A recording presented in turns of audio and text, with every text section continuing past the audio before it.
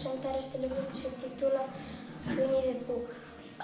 Os seus autores son Valeria Turati e Mario Cortes. Os personaxes son Winnie, Igor, Conejo, Búho e Canguro. Trata de que Igor perdeu a súa cola e os demais intentan buscala. Ao cabo duns días, Cristóbal Robin mandalles unha carta dicindo vuelvo pronto, e eles pensaron que vuelvo pronto era un monstro. Intentaron cazalo, pero ao final volveu Cristóbal Robin e todo era unha equivocación.